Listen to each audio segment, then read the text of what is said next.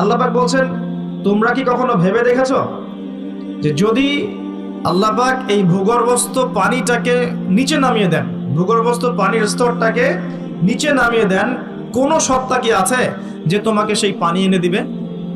আছে? এই আয়াত থেকে আমাদের একটা শিক্ষা আছে, একটু বলি শোনেন। শিক্ষাটা হচ্ছে, আমরা এখন অপচয়ে খুব পটু, আমরা খুব অপচয় করি জিনিসপত্র।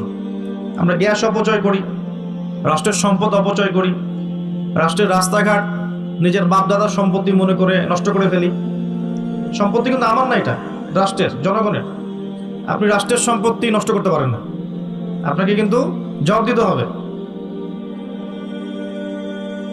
এই যে রাস্তায় যাচ্ছেন, মনে করেন টোল দিতে হবে, বাইকটা টান দিয়ে টোল না দিয়ে চলে গেলেন, এই যে একটা চুরির অপরাধ হলো, প্রতারণা হলো আপনার, এটা হক ছিল রাষ্ট্রের, নষ্ট হয়ে গেল। এভাবেই রাষ্ট্রের সম্পদগুলো নষ্ট হচ্ছে, অনেকেই করছে। এটা করা যাবে না। এই পানি অপচয় করছি আমরা, গ্যাস অপচয় করছি, কোনো কোনো ক্ষেত্রে আমরা আমাদের হায়াতও অপচয় করছি, করছি না? হায়াত অপচয় করছি না, সময় হায়াতও অপচয় করছি, আমাদের যৌবন অপচয় করছি। অপচয়ে পটু একটা জাতিতে পরিণত হয়েছি আমরা আর কি। আল্লাহ মাফ করবো আমাদের। আল্লাহ পাক দেখেন, আল্লাহ পাক বলছেন পানির স্তর কিন্তু নিচে নেমে যেতে পারে। যদি নিচে নেমে যায়, আল্লাহ ছাড়া কে আছে পানি নিয়ে আসবে তোমাদের জন্য? এই পানি অপচয় করতে করতে করতে করতে এখন পানির স্তর নিচে নেমে গেছে অলরেডি। ঢাকা সহ বাংলাদেশের, ঢাকা স্পেশালি, এর পানির যে লেয়ার, এটা নিচে নেমে যাচ্ছে দিন দিন। খবর আছে আপনার?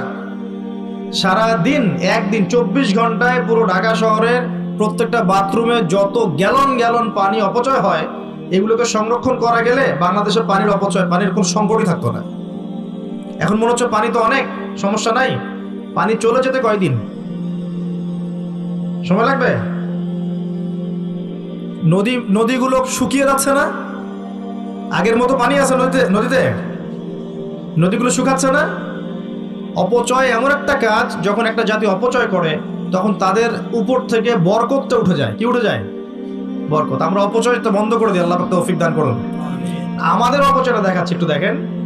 আমরা মাশাআল্লাহ মসজিদে যাই, গিয়ে মাশাআল্লাহ আমরা ট্যাপটা ছাড়ি, আর যার ইমানের জোর যত বেশি, তার ট্যাপের স্পিডও মাশাআল্লাহ তত বেশি। ঠিক আছে, পানি পড়তে থাকে দেদারসে। এক বালতি পানি দিয়ে আমরা ওযু করি, এক বালতি পানি দিয়ে আমরা একজন ওযু করি। খেয়াল করে দেখেন, এখন যদি মসজিদে নামাজ পড়তে আসে 500 জন মুসল্লি, 500 বালতি পানি খরচ করে ফেলেছে। ওমর রাদিয়াল্লাহু আনহুর যুগ হলে এই মুসল্লিরা মাইর খেত।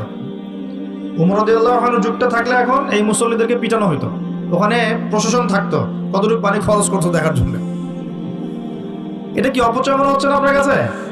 এক বালতি পানি দিয়ে রাসূল সাল্লাল্লাহু আলাইহি ওয়াসাল্লাম এক বালতিরও কম পানি দিয়ে গোসল করতেন।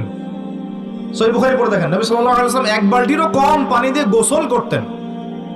আর আমরা ওযুই করি, এক বালতি পানি লাগে, আধা বালতি পানি লাগে। আর এই শহরগুলোতে যে শাওয়ার ছেড়ে দিলাম, ব্যাস পড়ছে পানি 1 লিটার, 10 লিটার, 15 লিটার, 20 লিটার গোসল করতেছে। আর মহিলা ঢুকলে তো কথাই নাই, 40-50 লিটার পানিও চলে যেতে পারে। এই যে পানির অপচয়, এটা লেকচারে বলবো ভাবছিলাম, সুযোগ পাচ্ছিলাম না, আজকে মনে পড়েছে বলে দিলাম। পানির অপচয় করেন না। আল্লাহ পাক কিন্তু পানির নিয়ামত নিয়ে নিতে পারেন, পানির স্তর নিচে নেমে যেতে পারে, কিন্তু আল্লাহ পাক আমাদেরকে বোঝার তৌফিক দান করুন।